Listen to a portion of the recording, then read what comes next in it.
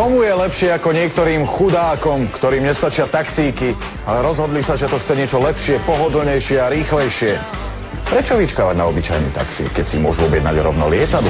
Predstavte si, že niekam potrebujete ísť. Väčšinou idete autom, občas vlakom, ale boháči takéto veci neriešia. Oni idú lietadlom. A nie hociakým, ale súkromným. Veď ako inak, keď letieť, tak v pohodlí. Medzi našich klientov patrí veľmi veľa celebrít, takisto máme veľa podnikateľov a samozrejme podstatnú časť tvoria súkromné osoby.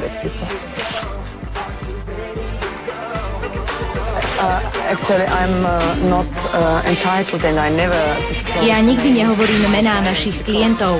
Našou najväčšou prioritou je totiž diskrétnosť. Ale prirodzene občas robíme oficiálne turné, takže takto bol našim klientom napríklad Mark Knopfler,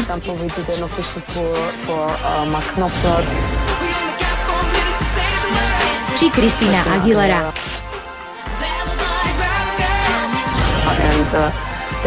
Vtedy sa staráme o týchto ľudí celý mesiac, odvážame ich z jedného mesta do druhého. Tak to už je teda niečo, keď je vašim klientom Dalaj Lama, hviezda Hollywoodu Meryl Streep, legendárni rockeri Red Hot Chili Peppers, pop idol Justin Timberlake či šarmantný Hugh Grant. Páni, tak to teda závidíme. Viete si asi predstaviť, koľko zaujímavých príbehov som zažila za 25-ročnú kariéru. Naozaj môžem o tom napísať knihu, ale nikdy to neurobím. Zažili sme naozaj veľa šialených príbehov plných toho, čo od nás klienti vyžadovali.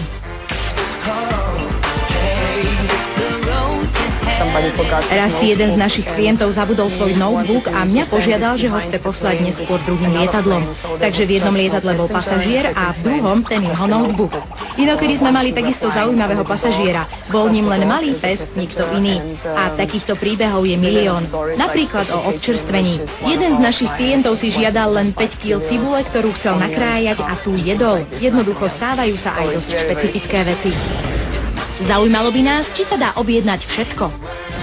Či sa dá všetko, záleží na tom, čo považujete za všetko, ale naozaj veľa vecí je možných. Veru tak, dokonalý luxus je prvoradý v každom prípade. Väčšinou súkromné lietadla využívajú celebrity či biznismeni, ale občas sa nájde aj niekto, kto si zaplatí súkromné lietadlo, lebo túži povečerať napríklad v Paríži. Toto je tá najčastejšia predstava ľudí, že si niekto urobí výlet ako vo filme Pretty Woman. Občas sa to stane, ale asi len raz za 5 rokov či za 2 roky. Úprimne, ja si na takúto požiadavku pamätám asi len 5 krát, keď niekto niekde letel len na večeru. Ale stane sa to.